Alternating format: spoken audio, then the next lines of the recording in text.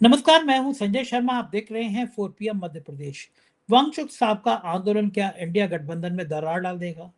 कांग्रेस के लोग इस आंदोलन का विरोध कर रहे हैं, कमेंट कर रहे हैं, लेकिन इंडिया गठबंधन के बाकी सहयोगी समर्थन कर रहे हैं। अभय दुबे जी से मैंने रोचक बातचीत की। आपको लेके चलता हूं सीधा अभय दुबे के पास। 4 पीएम न्यूज नेटवर्क में बहुत बहुत स्वागत है अभय दुबे जी आपका। वांगचुक जी के समर्थन में पूरी देश और पूरी दुनिया के लोग खड़े हो गए हैं। देश के जितने प्रतिष्ठित लोग हैं, चाहे वो लेखक हों, कवि हों, फ़िल्मी एक्टर हों, सब जाने-माने लोग खड़े हो रहे हैं। मेरी एक मित्र है, वो भयंकर भक्त, मतलब उससे वो महीने में 5 बार मेरी इसकी लड़ाई होती है मोदी जी की भक्ति के कारण। कहती थी आप धर्म भ्रष्ट हैं, ये हैं, वो हैं।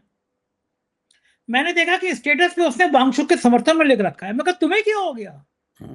कह रहे नहीं, ये बात तो खराब है, सरकार को बात तो करनी चाहिए। वांगचुक साहब जो इतने-इतने बड़े मुद्दों को लेके लड़ते हैं।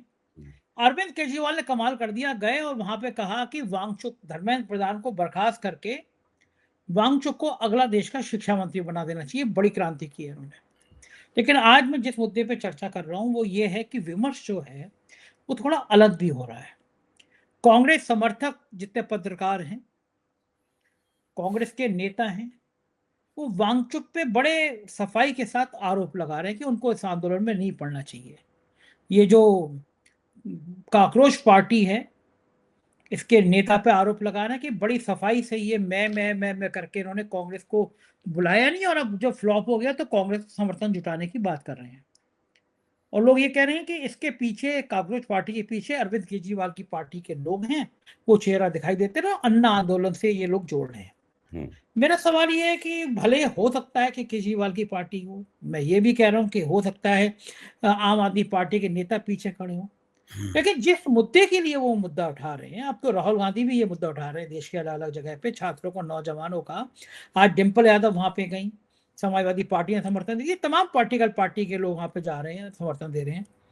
क्या ऐसे दौर में कांग्रेस को इस आंदोलन से खुद को अलग रखना चाहिए, वांगचुक का, या इस आंदोलन का विरोध करना चाहिए, या फिर इस आंदोलन को आगे बढ़ाना चाहिए? कि लड़ाई सारी मुझे लगता है पंजाब के चुनाव को लेकर है, क्योंकि वहां पे बीजेपी तो है नहीं, मुकाबला कांग्रेस और आम आदमी पार्टी का है। लेकिन क्या एक राज्य का चुनाव देश इससे बड़ा हो सकता है?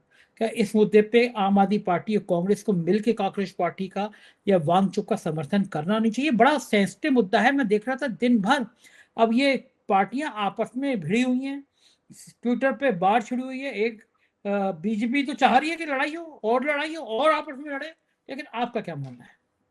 देखिए, आप जिस तरीके से सोनम वांगचुक के अनशन के बारे में जो हमदर्दी उमड़ रही है लोगों की, वो बहुत स्वाभाविक है। एक व्यक्ति अ, अनशन कर रहा है, लगातार उसका स्वास्थ्य गिर रहा है और सरकार पूरी तरीके से निष्ठुर है। आपको ध्यान होगा कि एक बार गंगा सफाई के मसले पर उनके एक जो मशहूर प्रोफ़ेसर साहब थे, उन्होंने अनशन किया था। भारतीय जनता पार्टी, मोदी ने उसकी तरफ कोई ध्यान नहीं दिया था, वो अनशन करते-करते उनका देहांत हो गया। उसके बाद केवल नरेंद्र मोदी ने उनके मरने पे केवल सांत्वना व्यक्त कर दी थी। और कुछ नहीं। तो सब लोग ये सोचते हैं कि इस तरह की घटना दोबारा ना होने पाए। अच्छा, अब हम लोगों को सोचना चाहिए कि हम लोगों को, अगर हम चाहते हैं कि नरेंद्र मोदी, अगर हम मानते हैं कि नरेंद्र मोदी और भारतीय जनता पार्टी लोकतंत्र को नुकसान पहुँचा रहे हैं, तो नरेंद्र मोदी और भारतीय जनता पार्टी से लड़ाई कैसे की जाएगी? इस पूरे मसले के बीच में ये प्रश्न है, सबसे बड़ा। पेपर लीक एक मसला है, पेपर लीक एक मसला है। और उस मसले के ऊपर कांग्रेस सोनम वांगचुक या अभिजीत दीपके से पहले से आंदोलन कर रही है। एनएसयूआई ने सारे देश में, मैं कोई कांग्रेस का समर्थक नहीं हूँ। कांग्रेस ने मुझे इमरजेंसी में जेल में डाला था, मेरे पिताजी को जेल में डाला था। मैं कभी भी कांग्रेस का मैंने बाजा नहीं बजाया। मैं राहुल गांधी से कभी आज तक मिलने नहीं गया। मैं बिल्कुल मेरा उससे कोई संबंध नहीं है। मैं बिल्कुल दूसरी बात बोल रहा हूँ। मैं ये कह रहा हूँ कि भारतीय जनता पार्टी को और नरेंद्र मोदी की जो निरंकुशता इस देश में चल रही है, उसको टक्कर कौन देगा? उसको टक्कर भारत की सबसे पुराना राजनीतिक दल, जिसके पास 100 सांसद हैं, और जो पेपर लीक के मसले पर सोनम वांगचुक के अनशन पे बैठने से पहले से सारे देश में वो लोग आंदोलन कर रहे हैं और वो सरकार के कोप का सामना भी कर रहे हैं उसमें। वो टक्कर देंगे? ये एक व्यक्ति अनशन पे बैठ गया है, अब सारा श्रेय उसको प्राप्त होना चाहिए। सब लोगों को वहीं जमा हो जाना चाहिए, वहीं सब लोगों की एकजुटता। मैं सोनम वांगचुक गलत है या सही है, इस पे तो कोई मैं बात बोल ही नहीं रहा हूँ। मेरे पास जानने का कोई तरीका नहीं है। मेरे पास ऐसा जानना है, मेरे पास कोई जासूसी संस्था नहीं है जिसको हम उसके एजेंटों को तैनात करके मैं ये पता लगा लूं कि अभिजीत दीपके की कांग्रेस जनता पार्टी के राजनीतिक संबंध किससे हैं, किसने उनके इस कार्यक्रम को प्रायोजित किया है या नहीं किया है, उनको जो समर्थन मिल रहा है वो स्वतः स्फूर्त समर्थन है, क्या है। ये तो बिल्कुल एक अलग, मेरी हैसियत नहीं है ये पता लगाने की। मैं राजनीतिक विश्लेषण कर रहा हूं। मैं ये मानता हूं कि भारतीय जनता पार्टी और नरेंद्र मोदी जिस तरीके से इस देश में संस्थाओं पर कब्जा करके पूरे लोकतंत्र को भीतर से पलट रहे हैं और अपनी एक स्थायी हुकूमत कायम करने के लिए, एक स्थायी बहुमत प्राप्त करने के लिए, ये कभी चुनाव ना हारें, इस प्रकार का पूरा प्रपंच किया जा रहा है। उस पार्टी की जो गतिविधियां हैं, जो लंबे अरसे से वो लोग जन आंदोलन कर रहे हैं, लगातार वो पार्टी इसमें लगी, इससे तो कोई इनकार नहीं कर सकता कि कांग्रेस और एनएसयूआई इस प्रश्न के ऊपर लगातार जन आंदोलन कर रहे हैं। अगर पूरी राजनीति को इस तरीके से पेश किया जाएगा कि कुछ सेलिब्रिटीज ने सोनम वांगचुक की और इसकी उसकी उनकी तारीफ कर दी, इसलिए अब सब मामला वहीं पे जमा हो जाए, सारे नेता वहीं आके उनके चरणों में बैठ जाएं वहां जमीन पर। मेरा स्टैंड दूसरा है, मैं विरोध समर्थन की बात कर ही नहीं रहा हूं। ये कौन सी राजनीति है? मतलब जो है, क्या उन लोगों के पास इस प्रकार का, और एक उनका वन सूत्री मामला है, उनका वन सूत्री मामला है कि धर्मेंद्र प्रधान इस्तीफा दे दें। कांग्रेस की राजनीति तो एक सूत्री नहीं है, कांग्रेस की राजनीति तो बहुसूत्री है? वो लोग अलग अलग तरीके से कर रहे हैं। तो मेरे ख्याल से एक राजनीतिक समीक्षक के तौर पर मेरा मानना यह है कि अभी सोनम वांगचुक और अभिजीत दीपके को बहुत कुछ साबित करना बाकी है, पहली बात। इसलिए एकदम जज्बाती होकर ये कह देना कि राहुल गांधी को वहीं पे उनके चरणों में बैठ जाना चाहिए, वो भी आ गए, उनको भी सब वहीं आना चाहिए, सारा विपक्ष वहीं इकट्ठा हो जाए और सोनम वांगचुक को अपना नेता घोषित कर देना चाहिए। ये जबान हिलाने में क्या हो जाता है? ऐसा ही तो उचित बात नहीं है। ये कौन सा राजनीति करने का तरीका है? आप बताइए, क्या आप आज इस वक्त ये कहने के लिए तैयार हैं कि सोनम वांगचुक के खिलाफ नरेंद्र मोदी और भारतीय जनता पार्टी को पराजित करने का आंदोलन चलना चाहिए? सारी पार्टियों को चाहिए कि सोनम वांगचुक को भविष्य का प्रधानमंत्री का चेहरा तय कर दिया जाए और उनके नेतृत्व को उनके पीछे लाइन लगा खड़े हो जाएं। क्या तैयार हैं आप ये मानने के लिए? भाई, कैसे ये राजनीति करने का ये कौन सा तरीका है? देखिए, एक भ्रष्टाचार विरोधी आंदोलन हुआ था। उस आंदोलन में हर टीवी चैनल पे बैठ-बैठ मैंने कांग्रेस की खाल उतारी थी। और भारतीय जनता पार्टी वाले तब से मेरे बगल में बैठते थे। उस वक्त कांग्रेस की तरफ से जो बचाव करने के लिए आते थे, वो एक उत्तराखंड के जो बाद में मुख्यमंत्री रहे, वो आते थे, और जो आजकल बीजेपी के सांसद हैं जगदम्बिका पाल, वो आते थे, हैं? और आजकल जो बीजेपी में चले गए हैं महाराष्ट्र में, जो पहले कांग्रेस में भी थे और शिवसेना में भी रहे थे, सामना के संपादक भी रह चुके हैं, वो आते थे। ये 3-4 लोग कांग्रेस का बचाव करने के लिए आते थे। इनसे हम लोगों की टक्कर होती थी। वो पूरा आंदोलन कैसा, आज मुझे इस बात, कम से कम मुझे ये अधिकार तो प्राप्त होना चाहिए कि मैं दूध का जला हुआ हूं तो छाछ को थोड़ा फूंक-फूंक के पीऊं,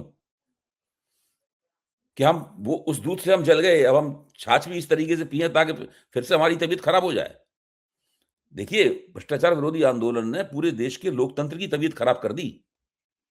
उसका फायदा नरेंद्र मोदी को हुआ, और ऐसा फायदा हुआ कि देखिए आज सत्ता कहां पे कहां पहुंची है। हम और आप सब उससे पीड़ित हैं। इसलिए इन सब चीजों पे सोच समझ के रवैया अख्तियार करना चाहिए। इन सब चीजों पे अब सोनम वांगचुक, मैं फिर कह रहा हूं, सोनम वांगचुक के अनशन का मैं विरोध नहीं कर रहा हूं। मैं ये भी नहीं कह रहा हूं कि वो इसके आदमी है, उसके आदमी है, उसकी बी टीम है या सी टीम है, मैं ये भी नहीं कह रहा हूं। लेकिन अभी उनको बहुत कुछ साबित करना बाकी है, और इस तरह के तमाम तथ्यों से हम मुंह नहीं मोड़ सकते कि जब अमित शाह धारा 370 का जो 35 ए है, उसको निष्प्रभावी करने के लिए संसद में खड़े होकर प्रस्ताव रख रहे थे और वो पास हो रहा था, उस वक्त उसके पक्ष में तालियां बजाने वालों में सोनम वांगचुक भी थे कि नहीं थे? बताइए।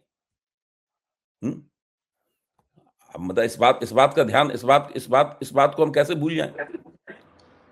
ये कई इस तरह के प्रश्न हैं। दूसरे, सोनम वांगचुक का एक ऐसा वक्तव्य मैंने देखा है, उन्होंने कहा है कि भाई कश्मीरियों को जनमत संग्रह का अधिकार प्राप्त होना चाहिए। कश्मीरी अगर पाकिस्तान जाना चाहें तो पाकिस्तान के हिस्से बन जाएं। ये भी उन्हीं का वक्तव्य है। एक तरफ तो वो 35 से हटाने का समर्थन कर रहे हैं खुलकर, दूसरी तरफ कह रहे हैं कि भाई कश्मीरियों को जनमत संग्रह का अधिकार होना चाहिए। अब इन दोनों बातों में से इन दोनों स्टैंड, ये दोनों रवैये जिन्होंने अख्तियार किए थे, उसके बारे में उनका कहना क्या है? जब सोनम वांगचुक को एनएसए में गिरफ्तार किया गया था, हम सब लोगों ने उसका विरोध किया था। मैंने उसके ऊपर वीडियो बनाई, आपके साथ चर्चा की, हर बार हमेशा किया था। लेकिन अभी जो हो रहा है, जो राजनीतिक, देखिए मोदी जी की पराजय, भारतीय जनता पार्टी से देश के लोकतंत्र की मुक्ति, ये राजनीतिक प्रक्रिया के जरिए होगी। किसी एक व्यक्ति पर आप हीरो का मुकुट पहना दीजिए उसको, और उसके इर्द गिर्द हम लोग ढोल मजीरे लेकर डांस करने लगे, पूरा सोशल मीडिया डांस करने लगे, और बात को इस तरीके से पेश करने लगे कि सारा देश उनके पीछे खड़ा हुआ है, एक से एक लोग सब उनके पीछे, बुद्धिजीवी वगैरह सब खड़े हुए हैं। ये पूरी मामले को बढ़ा चढ़ा के कहने की प्रवृत्ति है। हम लोगों को इस प्रवृत्ति से बचना। ऐसी ही प्रवृत्ति कभी अन्ना हजारे के बारे में अख्तियार की गई थी। भारतीय जनता पार्टी उस वक्त भ्रष्टाचार विरोधी आंदोलन इसलिए चला रही थी ताकि कांग्रेस को अपदस्थ कर सके। उस अनुभव की रोशनी में आज हम लोग इस बात को इस तरह भी कह सकते हैं कि जो जंतर मंतर के ऊपर हो रहा है, ये एक ऐसा गरम आलू है, इसको अगर मुंह में रख लिया तो मुंह जल जाएगा। पहले इस आलू को ठंडा तो होने दीजिए। क्या गजब हुआ जा रहा है? मोदी अभी हटे नहीं जा रहे हैं। ऐसा नहीं है कि सोनम वांगचुक अभी 20 तारीख को संसद की तरफ देश की जनता चल पड़ेगी और लाखों लोग नारा लगाते हुए संसद की तरफ झपटेंगे और मोदी जी की सरकार कोलैप्स हो जाएगी, उसका शीराजा ढह जाएगा, मोदी जी घबरा के इस्तीफा दे देंगे। ऐसा होगा क्या? बताइए। बिल्कुल नहीं होगा। बिल्कुल नहीं होगा। मुझे तो फिर आप इतने जोश में क्यों हैं? नहीं, मैं इसलिए जोश में हूँ, मुझे इसलिए आपकी बात सुन के आती आ रही है। मैं समझा के, देखिए मैं खुद भी समझने की कोशिश कर रहा हूँ। ये पूरा मामला हो कैसे रहा है? मैं कैसे? इसलिए मुस्कुरा रहा हूँ, भाई एक बहुत महत्वपूर्ण प्रश्न है संजय जी, बहुत महत्वपूर्ण प्रश्न है कि उनको लगातार वहां पर आंदोलन कैसे करने दिया जा रहा है। पहलवान बेटियों को नहीं करने दिया गया था आंदोलन, उनको घसीट के ले जाया गया था वहां से, तब भी हम लोगों ने वीडियो बनाए थे। मैं इतनी बहुत सारे सवाल हैं, इन सवालों के जवाब मिलने चाहिए। मैं इसलिए मुस्कुरा रहा हूँ कि मुझे याद आया कि अन्ना आंदोलन में आप भी उसमें आ गए थे। आपने भी टीवी डिबेट में कई चैनलों पे आप अन्ना के पक्ष में बोलते थे। मैं तो कह रहा हूँ ना, मैं तो कह रहा हूँ दिन मैं आपको बता रहा हूँ, दिन रात हम लोग सब सोते में भी अन्ना हजारे का नाम लेते थे और वो कांग्रेस के खिलाफ बोलते थे, और मुझे निजी तौर पे हर कांग्रेसी खलनायक लगता था। माहौल ऐसा बन गया था। अच्छा, आप तो नहीं मिले। मैं आपके सामने आप वीडियो रिकॉर्ड कर रहे हैं, मैं ये बातें बोल रहा हूँ, कल इसको लाखों लोग सुनेंगे, मुझे पता है ना, मेरी राय लाखों लोगों के पास आएगी। सब कांग्रेसी खलनायक के तौर पे लगते थे। मनमोहन सिंह मुझे दुनिया का सबसे बेकार आदमी लगता था। सोनिया गांधी मुझे सबसे ज्यादा कुटिल लगती थी। राहुल गांधी मुझे बेवकूफ लगते थे। हम भी ये करते थे हर दिन। हमने ये किया। अब हमारे पास, मनुष्य के पास सिंहावलोकन करने की क्षमता होती है। सिंहावलोकन करने का मतलब होता है मुड़ के देखते हैं कि हमने क्या किया, मुड़ के निगाह डालते हैं हमने क्या किया, उससे हम सबक सीखते हैं। ठीक कह रहे हैं, बिल्कुल ठीक ये सबक हम नहीं सीखेंगे तो कौन सीखेगा? मैं फिर कह रहा हूं, मैं जो अनशन कर रहे हैं उनके स्वास्थ्य की मुझे बहुत चिंता है। वो मांग उठा रहे हैं, उनकी मांग भी बिल्कुल सही है, लेकिन बहुत सारी चीजें जो ऊपर से सीधी, सरल और सुंदर लगती हैं, राजनीति बहुत जटिल चीज है और भारतीय जनता पार्टी की तिकड़मों ने उसको और जटिल कर दिया। बिल्कुल ठीक बात है, मैं आपकी बात से सहमत हूँ। 2014 तक हमारा हर बार अखबार का पहला पन्ना अन्ना के पक्ष में होता था, कांग्रेस के खिलाफ होता था। एक दिन तो मुझे बड़ी शर्म भी आई, मैंने वो गलत हेडिंग लगा दी थी, भ्रष्टाचारियों के सरदार, और फिर मैंने मनमोहन सिंह की फोटो लगाई थी। बात ठीक है, और आप तो राहुल जी से नहीं मिले, लेकिन मैं मिला, मेरी उनकी लंबी बातचीत भी हुई, और मुझे कहने में कोई संकोच नहीं है, मुझे वो बेहद सरल, बेहद ईमानदार और बेहद बहुत अच्छी सोच वाले नेता लगे, जो दिल के बहुत सच्चे हैं। माफ कीजिए, बीच में बोल रहा हूँ। देखिए, सोनम वांगचुक भी बहुत बढ़िया आदमी है। हाँ, सीधे हैं वो भी। मैं तो कह रहा हूँ अभिजीत दीपके भी बहुत बढ़िया आदमी है। मैं ये कह रहा हूँ राहुल गांधी भी बहुत अच्छे आदमी है। ये सवाल किसी के अच्छे बुरे होने का नहीं है। सबल आंदोलन का। ये सवाल ये है कि हम पॉलिटिकल प्रोसेस को, राजनीतिक प्रक्रिया को कैसे पहचानें? वो किधर जा रही है? कौन-सी प्रक्रिया सही है? एक एक देश की सबसे बड़ी पार्टी, उसके कार्यकर्ता जो आंदोलन कर रहे हैं, वो ज़्यादा महत्वपूर्ण है कि एक व्यक्ति का अनशन महत्वपूर्ण है? अच्छा, मुझे अब इसी से मैं कोई जुड़ा हुआ साजिश नहीं एक, देख रहा उसमें। ठीक है, इसलिए ठीक है, देखना कि मेरे मैं पास कोई तरीका नहीं है। मान लिया। मुझे इससे एक पॉलिटिकल सवाल ये बताइए आप, हाँ, कि ये मैंने मान लिया कि अगर ये कांग्रेस के नेता ये आरोप लगा रहे हैं कि इसके पीछे आम आदमी पार्टी है, उनके लोग हैं, मैंने मान लिया, चलिए उनकी वो पार्टी है, और अगर वो पार्टी है उसके पीछे, तो इसके लिए बधाई दी जानी चाहिए कि उन्होंने इतने बढ़िया प्लान कर लिया। लेकिन संजय जी, आम सवाल ये है आदमी कि पार्टी की ये क्षमता नहीं है कि ये काम कर पाए। मैं वही कह रहा हूँ, अगर है, मैं कह रहा हूँ अगर नहीं, है तो इसके लिए देखिए बधाई तो अगर दो ये कि कर प्रपंच लिया। है, हाँ, अगर ये प्रपंच है, तो ये प्रपंच बीजेपी का बनाया हुआ है। तो मैं और यही किसी में, इसीलिए मेरा कहना है और इसी किसी में ये क्षमता है ही नहीं। ये तो मैं कांग्रेस में यही भी क्षमता इसीलिए नहीं है, ये आम इसी से आदमी जुड़ा हुआ पार्टी में भी क्षमता नहीं है। इसी से जुड़ा हुआ सवाल पूछ रहा हूँ हाँ, कि ये हाँ। प्रपंच है, आपको समझ में आ रहा है, कांग्रेस को समझ में आ रहा है, कांग्रेस के समझ में ऊपर नहीं आ नौकरी रहा लग है। रही है, मुझे कांग्रेस के, मुझे 100% आपको यकीन समझ में नहीं आ रहा है। है। चलिए, मैं दिमाग अच्छा लड़ा चलिए, रहा हूँ। कांग्रेस के नेताओं को तो समझ में आ रहा है, कांग्रेस के नेता तो लिख ही रहे हैं इस सब बातों को। हुँ। लेकिन फिर इंडिया गठबंधन के बाकी लोग क्यों जा रहे हैं? डिम्पल यादव क्यों चलेगी, धर्मेंद्र यादव क्यों चले गए, बाकी गठबंधन के, इंडिया देखिए गठबंधन के उसमें लोग क्यों जा रहे हैं? इसमें है ये क्या खेल है? इस बात की भी व्याख्या की जा सकती है। इस बात की व्याख्या इस तरह की जा सकती है कि जब पिछले विधानसभा चुनाव में तमाम बड़े-बड़े क्षेत्रीय नेता हार गए। देखिए, एक क्षेत्रीय नेता बड़े शरद पवार उनकी पार्टी थी, उनका कबाड़ा हुआ पड़ा है। उद्धव ठाकरे एक क्षेत्रीय नेता थे, उनका कबाड़ा हुआ पड़ा है। हैं? बीजेडी एक क्षेत्रीय पार्टी थी, उसका कबाड़ा हुआ पड़ा है। ममता बनर्जी की क्या दुर्गति हो रही है, हम सब लोग जानते ही हैं। हैं? दूसरे क्षेत्रीय नेता वो आंध्र प्रदेश में थे, उनका कबाड़ा हुआ पड़ा है। तमाम क्षेत्रीय पार्टियां बहुत कमजोर हो गईं। जब क्षेत्रीय पार्टियां कमजोर हो गईं, तो फिर कांग्रेस का एक राष्ट्रीय पार्टी के तौर पर महत्व और स्थापित हुआ। सारी पार्टियां टूटने के कगार पे हैं या टूट गई हैं। केवल कांग्रेस ही एकमात्र पार्टी है जिसके टूटने के बारे में कोई चर्चा नहीं हो रही है कतई।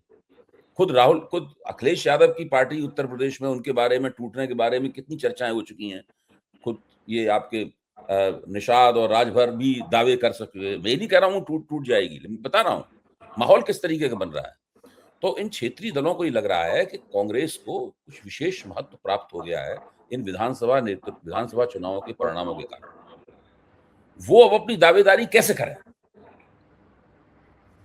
तो वो इस तरह का काम कर रहे हैं जैसे राहुल गांधी के ऊपर दबाव बने, कांग्रेस के ऊपर दबाव बने, सोनम वांगचुक का सहारा लेकर वो इस प्रकार की गतिविधियां कर रहे हैं। जबकि देखा जाए जमीन पर, जहां तक जन आंदोलन का सवाल है, लगातार सब प्रदेशों में, सारे प्रदेशों के मुख्यालयों पे वो काम एनएसयूआई ने किया है और किसी बढ़िया ने नहीं काम किया, किया। हाँ, बन के बढ़िया किया है। काम किया है। हाँ, राहुल गांधी ने एनएसयू भी हाँ, जोड़ा है नौजवानों को। हाँ, और जोड़ा है, उन्होंने किया है, एनएसयूआई ने काम किया है। उसका साथ देने की बजाय वो सोनम वांगचुक और अभिजीत दीपके की काकरोच जनता पार्टी का साथ दे रहे हैं। ठीक है, वो अपनी राजनीतिक चाल चलने के लिए स्वतंत्र है। मेरी इन सब विपक्षी नेताओं से मेरी सहमति है, इनकी भी ज़रूरत है बीजेपी को चुनाव हराने के लिए। कांग्रेस के साथ जुड़ के सब मिलके लड़ेंगे तभी चुनाव हराया जाएगा। ये भी बात सही है। मैं किसी के खिलाफ कुछ भी नहीं बोल रहा हूँ। मेरा कहना यह है कि जो पॉलिटिकल प्रोसेस चल रहा है, जो राजनीतिक प्रक्रिया चल रही है, उस राजनीतिक प्रक्रिया में अब देखिए इस वक़्त राम मंदिर का चंदा ये महत्वपूर्ण नहीं रह गया। हुँ? कुछ भी महत्वपूर्ण, कांग्रेस का चलाया हुआ आंदोलन महत्वपूर्ण नहीं रह गया। एक व्यक्ति ही महत्वपूर्ण हो गया है बस केवल। बाकी और सबका महत्व समाप्त हो गया है। ये बाकी सबका सबके महत्व का ये क्षय हो गया है। ये एक एक चीज और महत्वपूर्ण हो गई। हुँ, चंदा चोरी इतना बड़ा बवाल मच गया था कि गांव-गांव में चंदा चोरी की बात होने लगी थी। हुँ, बीजेपी की इतनी जबरदस्त धुलाई, और खास तौर से संग और मोहन भागवत की धुलाई इससे ज्यादा मैंने देखी नहीं। हुँ, बीजेपी परेशान थी कि मुसलमान एंगल भी चल नहीं पा रहा, वो चला था कि हनुमानगढ़ी पे नमाज पढ़ी, वो रोजा अफ्तार चला, वो भी चला नहीं। फिर यूपी के एक आईएएस अफसर को ढूंढा गया।